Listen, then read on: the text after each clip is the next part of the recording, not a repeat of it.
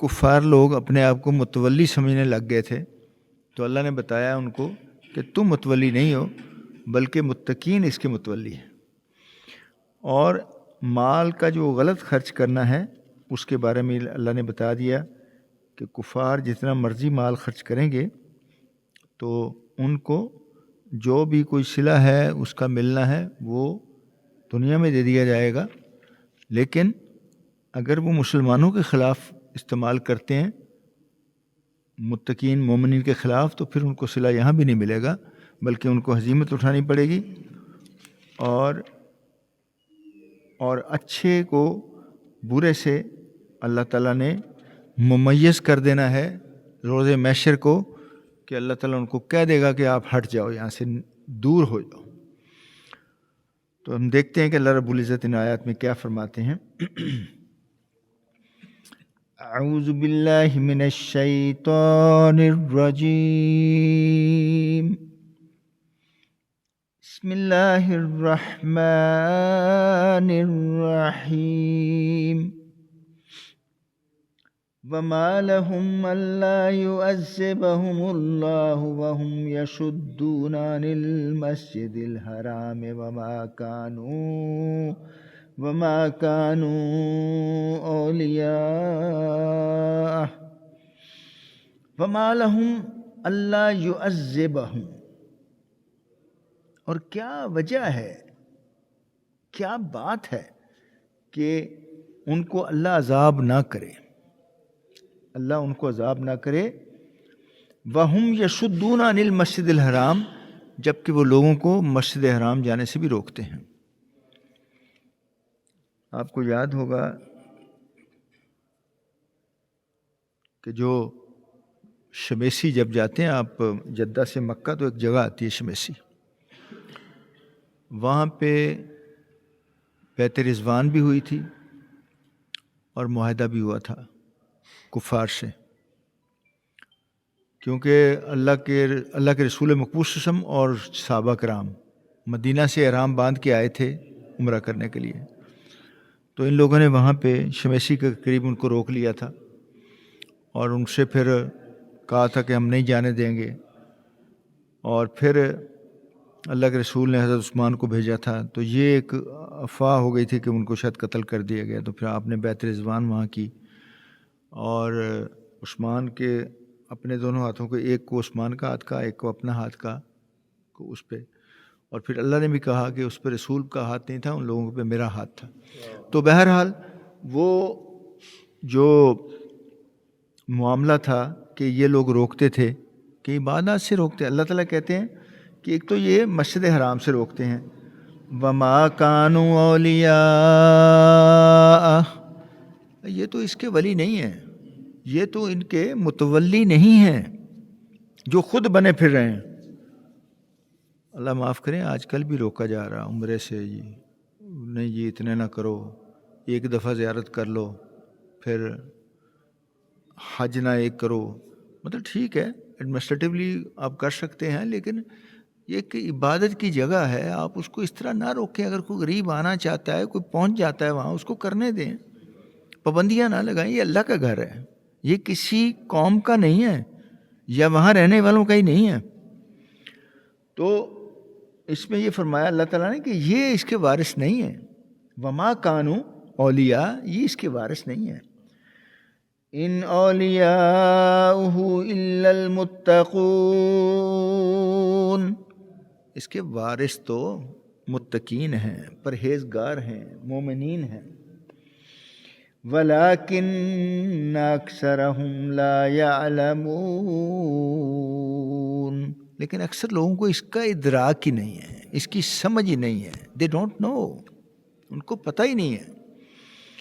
تو اب دیکھیں نا کہ اس میں اللہ تعالیٰ نے ایک فیصلہ دے دیا کہ متولی جو ہے نا اس کے، وہ صالح لوگ ہیں، متقین ہیں، مومنین ہیں، وہ ہیں۔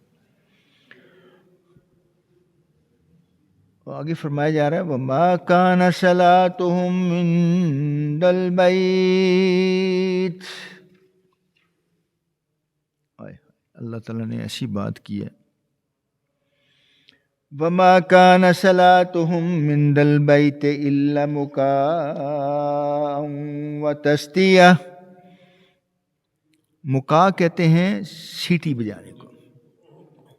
اس وقت بھی لوگوں کو پتہ تھا، انگلیاں منہ زبان پہ رکھ کے نہیں ہوں سیٹی مارتے تھے. اور جو تصدیہ ہے، تصدیہ کا مطلب کلیپ، تصدیہ، وہ اس کو عبادت کا حصہ سمجھتے تھے. طواف کرتے، ننگے ہو کے طواف کرتے تھے، پھر سیٹیاں مارتے تھے اور تالیاں مارتے تھے، تو اس کو عبادت کا حصہ کہتے تھے. تو اللہ تعالیٰ نے کیا کہا؟ وَمَا كَانَ صَلَاتُهُمْ عِندَ الْبَيْتِ إِلَّا مُكَاءً وَتَصْدِيَةً. یہ عبادت نہیں ہے جو یہ کر رہے ہیں بیت اللہ کے پاس، یہ جو سیٹیاں مار رہے ہیں اور یہ تالیاں بجا رہے ہیں، یہ کوئی ان کی نماز نہیں ہے، عبادت نہیں ہے. فَذُوقُوا الْعَذَابَ بِمَا كُنتُمْ تَكْفُرُونَ. پس مزہ چکھو اب اس عذاب کا. کس وجہ سے؟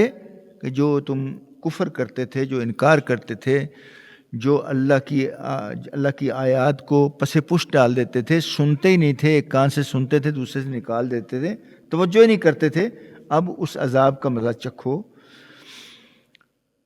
ان الذين كفروا ينفقون اموالهم ليصدوا عن سبيل الله.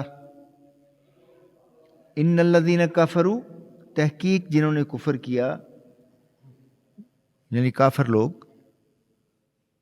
ينفقون اموالهم ليصدوا عن سبيل الله، تاکہ وہ مال خرچ کریں اور روکیں ان لوگوں کو اللہ کی راہ سے. اب یہ کیوں یہ آیت آئی؟ اس کا شان نزول کیا ہے؟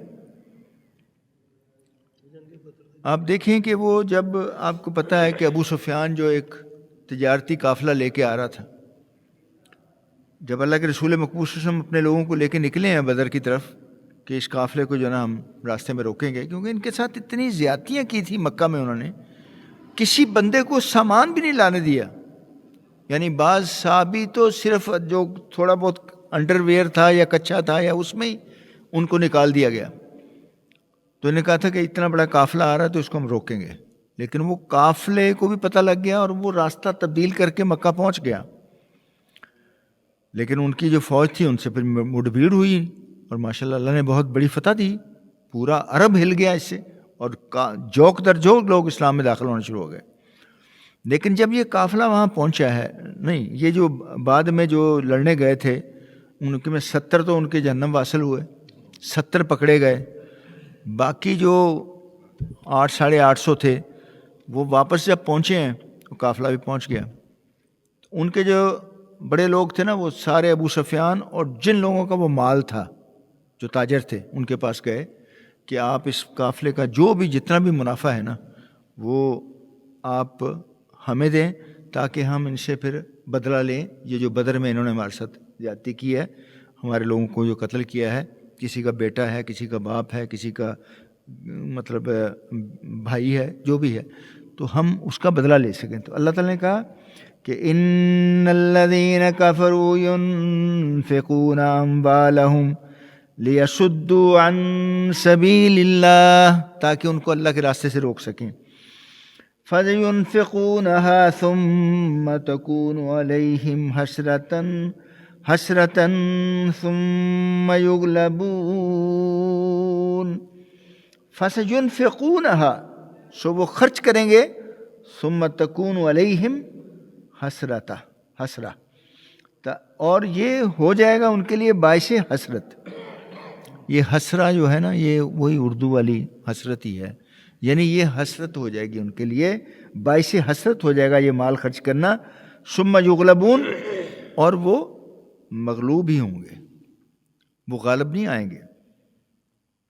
اور اللہ تعالیٰ نے کہا نا ایک جگہ قرآن میں، اتنی زبردست آیت ہے، اتنی جھنجھوڑ دینے والی آیت ہے کہ ولا تہنوا ولا تحزنوا وانتم الاعلون ان کنتم مومنین، کہ غالب یعنی افسوس نہ کرو اور غمزدہ نہ ہو.